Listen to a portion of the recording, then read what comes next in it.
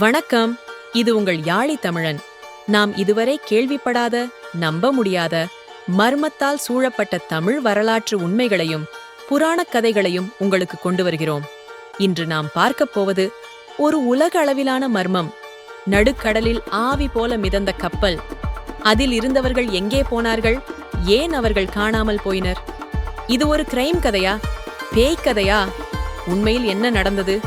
வாருங்கள், இந்த மர்மத்தை விறுவிறுப்பாக ஆராயலாம்.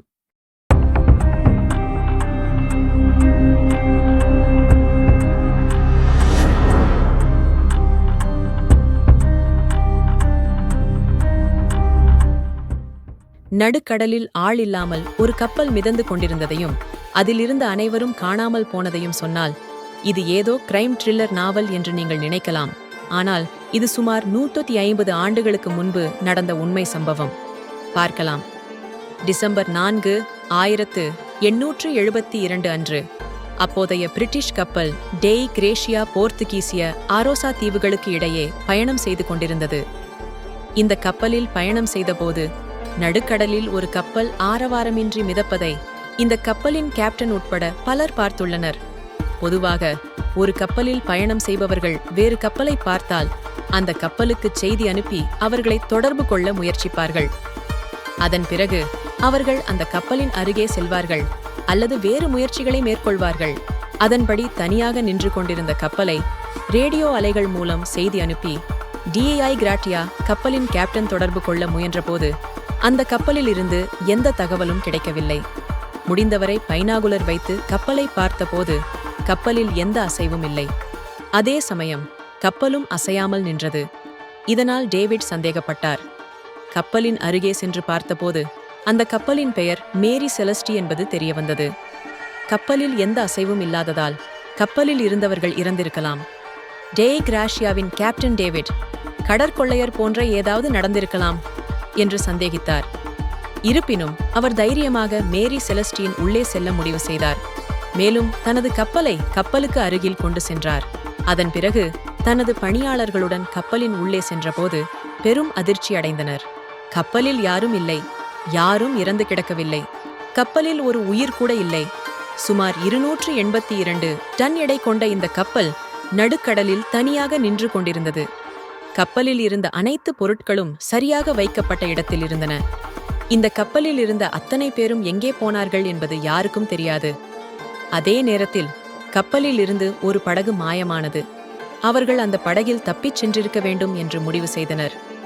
கப்பலின் வரைபடமோ அல்லது வழிசெலுத்தல் சாதனமோ கப்பலில் இல்லை.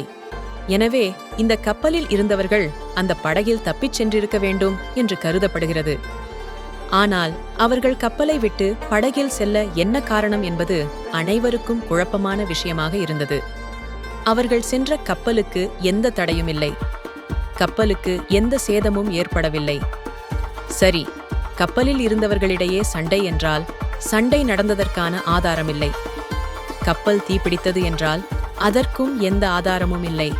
இந்த கப்பல் குறித்து அருகிலுள்ள துறைமுகத்திற்கு தகவல் தெரிவிக்கப்பட்டது.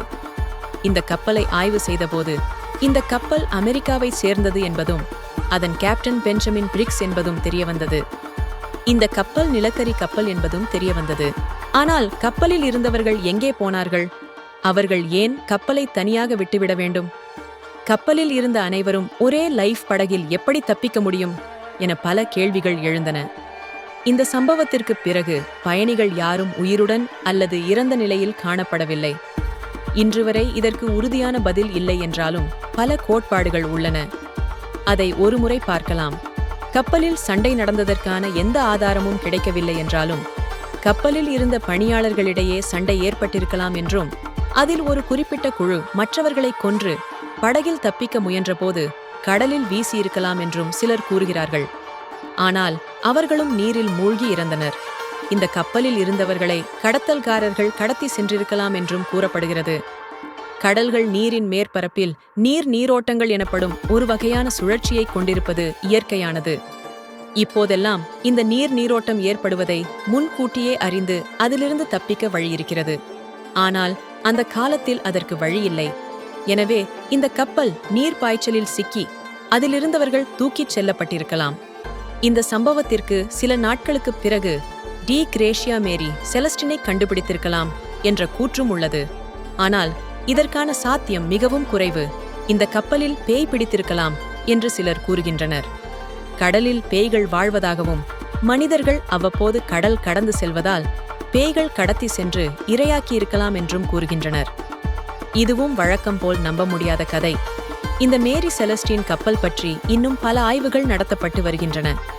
ஒவ்வொருவருக்கும் அவரவர் கருத்து உள்ளது. மேரி செலஸ்ட் கப்பலுக்கு என்ன ஆயிற்று? உங்கள் எண்ணங்களை கீழே கமெண்டில் சொல்லுங்கள்.